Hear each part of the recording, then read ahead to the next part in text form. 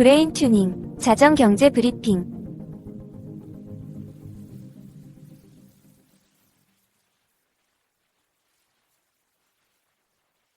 안녕하세요. 브레인 튜닝 자전 경제 브리핑입니다. 오늘은 2025년 11월 10일 미국 연방정부 셧다운 이슈의 진정 기류와 전 세계 증시의 되돌림이 동시에 나타난 하루를 정리해 보겠습니다. 숫자와 국가를 구체적으로 짚으면서 세계, 미국, 한국 순서로 이야기하겠습니다. 네, 안녕하세요. 오늘은 추상적인 표현을 피하고 실제로 확인된 수치와 이름을 중심으로 말씀드리겠습니다. IMF의 세계 성장률 전망, 미국의 셧다운 관련 진전, 한국 증시의 외국인 순매도 규모와 반도체 중심 매도 흐름까지 차례대로 연결해서 보겠습니다. 먼저 세계 경제부터 시작하겠습니다. 국제통화기금 IMF가 최근 제시한 세계 성장률 전망을 기준으로 현재 글로벌 환경을 어떻게 이해해야 할까요? IMF는 2025년 10월 기준 보고서에서 전 세계 실질 성장률을 2024년 3.3%, 2025년 3.1% 수준으로 제시하고 있습니다. 선진국은 대체로 1.5% 내외, 신흥국과 개발도상국은 약 4% 초반 수준입니다. 이는 위기라고 부를 정도는 아니지만 과거 고성장 국면과 비교하면 분명히 낮은 숫자입니다. 동시에 IMF는 높은 국가 부채, 지정학적 갈등, 기술주 급락 가능성, 무역 질서 변화 등을 주요 하방 리스크로 명시하고 있습니다. 즉, 지금 세계 경제는 겉으로는 버티고 있지만 여유롭지 않은 상태입니다. 오늘 글로벌 증시는 미국 셧다운 이슈가 완화될 수 있다는 기대 때문에 전반적으로 올랐습니다. 이런 움직임은 어떻게 해석해야 할까요? 오늘의 상승은 미국 의회의 예산안 처리 진전 소식에 따른 단기적인 안도 랠리 성격이 강합니다. 미국 연방정부 셧다운이 장기화될 경우 행정 기능 마비와 신뢰도 훼손이 우려됐는데 이 위험이 일단 완화될 수 있다는 기대가 반영된 것입니다. 그러나 이 정치 이벤트의 완화가 IMF가 지적한 구조적 문제를 해결해 주는 것은 아닙니다.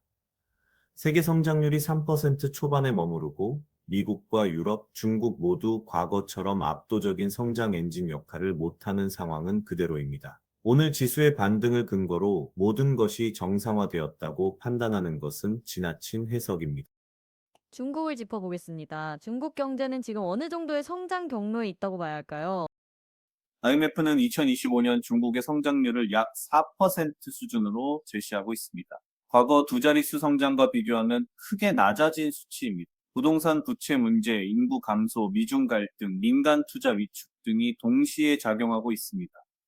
중국이 예전처럼 세계 수요를 견인하는 역할을 하기는 어렵다는 점이 숫자로 확인되고 있습니다. 따라서 글로벌 투자자는 미국, 유럽, 중국 중 어느 한 곳이 모든 문제를 해결해 줄 것이라는 기대를 버려야 합니다. 각 지역의 성장 한계를 전제로 자산을 배분해야 하는 환경입니다. 정리하면 세계 경제는 성장률이 플러스라고 안심할 수 있는 국면이 아니라 낮은 성장과 제한된 정책 여지 속에서 국가별 차이가 더 중요해진 단계라고 볼 수 있겠군요.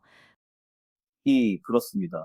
오늘 우리가 확인한 것은 미국 셧다운 완화 기대 덕분에 하루 반등이 나왔지만 IMF와 각 국제기구가 제시한 성장과 리스크의 구조는 그대로라는 점입니다. 이 구조를 무시하고 과거 패턴만 반복해서 적용하는 것이 가장 위험한 접근입니다. 이제 미국으로 넘어가겠습니다. 오늘 미국 관련해서 가장 큰 이슈는 셧다운 타결 기대와 기술주 움직임이었습니다. 상황을 구체적으로 설명해 주시죠. 오늘 기준으로 미국 의회는 연방정부 셧다운을 일시적으로 해소할 가능성이 큰 예산안을 두고 논의를 진전시키고 있습니다. 이 소식에 미국 증시 선물과 글로벌 증시가 동반 반등했습니다. 그러나 미국의 구조적 상황을 보면 낙관 일색으로 보기 어렵습니다. 첫째, 미국 연방정부 부채는 이미 34조 달러를 상회하는 수준으로 재정 지속 가능성에 대한 우려가 계속 제기되고 있습니다. 둘째, 인공지능과 기술주를 중심으로 한 대형주의 밸류에이션이 여전히 높습니다.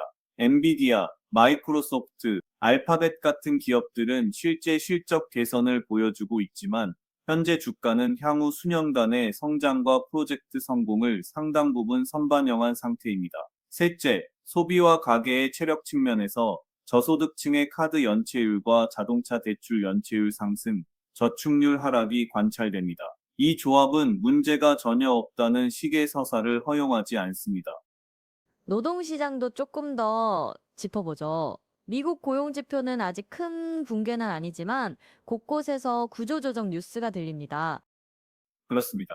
전체 실업률 숫자만 보면 여전히 역사적 평균보다 낮은 수준입니다. 그러나 기술, 미디어, 일부 제조업과 유통업에서 인공지능과 자동화, 비용 절감을 명분으로 한 인력 감축이 진행되고 있습니다. 동시에 서비스업 일부에서는 인력난이 이어지는 등 양극화된 노동시장이 계속되고 있습니다. 이 상황은 통계상 평균만 보면 괜찮아 보이지만 체감과 분배 측면에서는 불만과 불안이 쌓이는 구조입니다. 정치적 갈등과 정책 불확실성이 커지는 배경이 되며 결국 경제와 시장에도 영향을 줄 수 있는 요인입니다.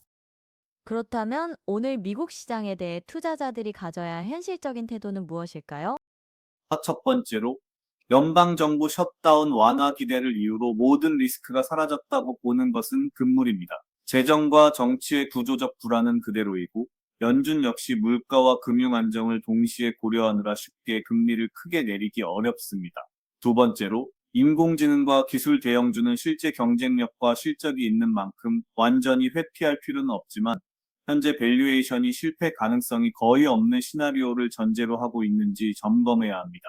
세 번째로 미국을 여전히 상대적으로 안정적인 축으로 인정하더라도 미국 자산 비중을 과도하게 높이고 나머지 리스크를 무시하는 전략은 합리적이라고 보기 어렵습니다. 요약하면 미국에 대해서는 과도한 공포보다 과도한 안정감이 더 위험한 상태입니다. 이제 한국 이야기로 넘어가겠습니다. 지난주 한국 증시에서 있었던 외국인 매도는 숫자 자체가 상당히 컸습니다. 구체적인 수치를 다시 짚어주시죠? 국내 보도에 따르면 11월 첫째 주에 외국인은 코스피 시장에서 약 7조 2천억 원을 순매도했습니다. 주간 기준 사상 최대 규모입니다. 이 가운데 약 70% 이상이 삼성전자와 SK하이닉스에 집중되었습니다. 한국 증시의 상승을 이끌어온 핵심 종목 2개에서 대규모 차익 실현과 포지션 축소가 동시에 나타난 것입니다. 이 숫자는 단순한 기분 문제가 아니라 실제로 AI와 반도체 미래 성장 스토리에 대해 외국인 자금 일부가 속도를 조절하고 있다는 신호입니다. 오늘 코스피는 다시 4천선 근처를 회복했습니다. 이 반등을 어떻게 해석해야 할까요? 오늘 반등은 크게 두 가지 요소가 겹친 결과입니다. 하나는 미국 셧다운 완화 기대에 따른 글로벌 위험자산 선호 회복입니다. 다른 하나는 지난주 급락에 따른 기술적 되돌림입니다. 그러나 지난주에 확인된 구조적 신호, 즉 외국인이 사상 최대 수준으로 팔았고 그 대상이 한국 성장 스토리의 상징인 반도체 대형주였다는 사실은 그대로입니다. 또한 원달러 환율은 여전히 높은 수준에서 움직이고 있어 외국인 입장에서 환차손 위험을 고려해야 하는 환경입니다. 따라서 오늘 하루의 반등을 근거로 이제 안심해도 된다고 말하는 것은 현실과 거리가 있습니다. 인공지능과 반도체 관련 종목에 대한 시각도 정리해보죠. 미국에서 AI 고평가 논쟁이 나올 때마다 한국 종목들도 크게 흔들립니다. 이 현상을 어떻게 보십니까? 미국과 한국의 인공지능 관련 종목이 동시에 움직이는 것은 자연스러운 현상입니다. 글로벌 자금이 같은 테마를 하나의 묶음으로 보기 때문입니다. 하지만 개별 기업의 실체는 다릅니다. 예를 들어 삼성전자와 SK하이닉스처럼 실제로 인공지능 서버와 데이터 센터에 쓰이는 메모리와 부품을 공급하는 기업은 글로벌 공급망에서 중요한 위치를 차지합니다. 반면 단지 인공지능이라는 단어를 마케팅에 사용하는 수준에 머무르거나 아직 사업 모델과 매출이 구체화되지 않은 기업도 있습니다. 지난 몇 달간 한국 시장에서는 이 둘이 거의 구분 없이 올라간 면이 있습니다. 외국인의 대규모 매도와 최근 조정은 이 구분이 다시 작동하기 시작했다는 신호일 수 있습니다. 투자자는 각 기업이 실제로 어떤 고객에게 무엇을 팔고 있는지, 매출과 이익이 어떻게 구성되는지, 연구 개발이 실질적인 경쟁력으로 이어지고 있는지를 개별적으로 확인해야 합니다. 한국 시장 전반에 대해서 외국인이 왜 쉽게 장기 확신을 가지지 못하는지도 구체적으로 설명해 주셨으면 합니다. 몇 가지 요인을 들 수 있습니다. 첫째, 인구 구조입니다. 한국은 빠른 속도의 고령화와 출산율 하락으로 인해 중장기 성장률이 제한될 가능성이 큽니다. 둘째, 가계부채 비율이 높아서 금리가 높은 수준에서 오래 유지되면 내수와 부동산 시장에 부담이 누적됩니다. 셋째, 지정학 리스크입니다. 한반도 안보 상황과 미중 갈등의 접점이라는 위치는 항상 할인 요인으로 작용합니다. 넷째, 정책의 일관성입니다. 공매도 제도, 세제, 규제 완화나 강화가 단기 여론과 정치 일정에 영향을 많이 받는다는 인식이 있습니다. 이러한 요인들이 결합되면 외국인 투자자는 한국을 기회가 있는 시장으로 보면서도 구조적 프리미엄이 아니라 구조적 디스카운트를 적용하게 됩니다. 지난주 7조 원대 순매도는 그런 인식의 한 표현이라고 볼 수 있습니다. 그렇다면 한국 투자자에게 오늘 우리가 제안할 수 있는 현실적인 기준은 무엇입니까? 첫째, 레버리지를 줄이는 것이 우선입니다. 변동성이 큰 구간에서 신용과 미수를 과도하게 사용하는 것은 손실을 키울 가능성이 큽니다.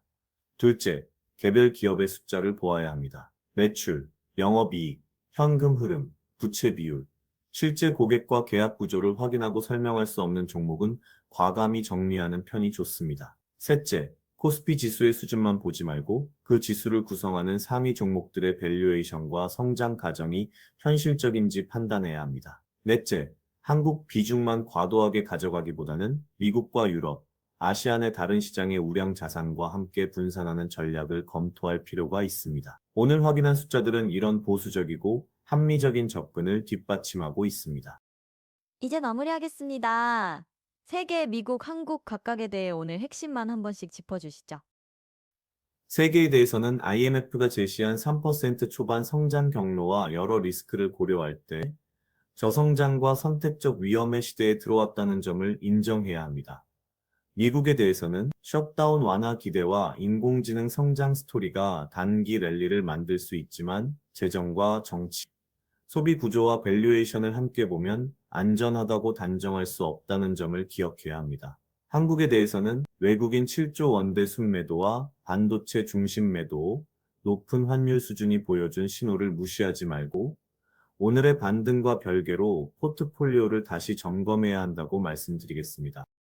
오늘도 구체적인 숫자와 국가 이름을 바탕으로 차분하게 정리해 주셔서 감사합니다. 이 자정 경제 브리핑은 투자 권유가 아니라 여러분이 시장을 스스로 판단하는 데 참고가 될 수 있는 정보를 제공하는 데 목적이 있습니다. 각자의 원칙과 위험 성향에 맞게 신중하게 결정하시길 바랍니다. 브레인 튜닝 자정 브리핑 오늘 순서는 여기까지입니다. 내일 2025년 11월 11일 자정에도 새로운 데이터와 함께 다시 찾아뵙겠습니다.